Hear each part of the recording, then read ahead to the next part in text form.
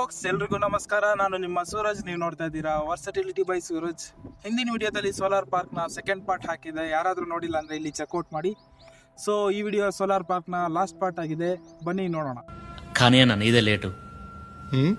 ಕೂಡ solar ಪಾರ್ಕ್ನ capacity ಬಂದ್ಬಿಟ್ಟು 2050 megawatt ಆಗಿರುತ್ತೆ, ಅಂದರೆ 2 ಗಿಗಾವ್ಯಾಟ್ ಅಂತ.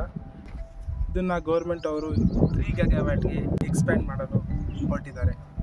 ಸೊ ಸೋಲಾರ್ ಕಂಪ್ನಿ ಹಾಗೂ ರೈತರ ನಡುವೆ ಕಾಂಟ್ರಾಕ್ಟ್ ಹೇಗೆ ವರ್ಕ್ ಆಗುತ್ತೆ ಅಂದರೆ, ರೈತರ ಜಮೀನನ್ನು 25ರಿಂದ 30 ವರ್ಷಕ್ಕೆ ಲೀಸಿಗೆ ತಗೋತಾರೆ. ಸೊ ಅದರಲ್ಲಿ ಏನಾದರೂ ಬೋರ್ವೆಲ್ ಇರ್ಬೋದು, ಶೆಡ್ ಇರ್ಬೋದು, ಮನೆ ಇರ್ಬೋದು, ಅಥವಾ ಪ್ಲಾಂಟೇಶನ್ಸ್ ಇರ್ಬೋದು, ಅದಕ್ಕೆ ಎಕ್ಸ್ಟ್ರಾ ಅಮೌಂಟ್ನ ಪೇ ಮಾಡುತ್ತೆ. ಸೊ ಹಾಗೆ ಆನ್ಯುಯಲಿ 30ರಿಂದ 35 ಸಾವಿರ ಪರ್ ಏಕರ್ಗೆ ರೈತರಿಗೆ ಪೇ ಮಾಡುತ್ತೆ. ಸೊ ಇದು 2ರಿಂದ 5% 2 ವರ್ಷಕ್ಕೆ ಒಂದ್ಸರಿ ಇಂಕ್ರಿಮೆಂಟ್ ಆಗುತ್ತೆ. ಏನು ಅರ್ಥವೇ ಆಗ್ತಿಲ್ವೇ ಈ ಕೇಸು?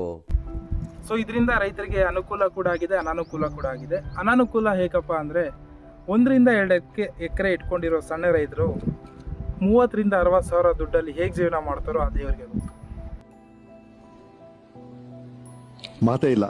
ಸೊ ಈ ಪ್ರಾಜೆಕ್ಟ್ ನೇಚರ್ನ ಫೈಟ್ ಮಾಡಲಿಲ್ಲ, ಬದಲಿಗೆ ನೇಚರ್ನ ಅಡ್ಯಾಪ್ಟ್ ಮಾಡಿಕೊಂಡು ಬಿಲ್ಡ್ ಮಾಡಿದ್ದು. ಅದಕ್ಕೆ ಪಾವಗಡನ ಶಕ್ತಿ ಸ್ಥಳ ಅಂತ ಕರೀತಾರೆ.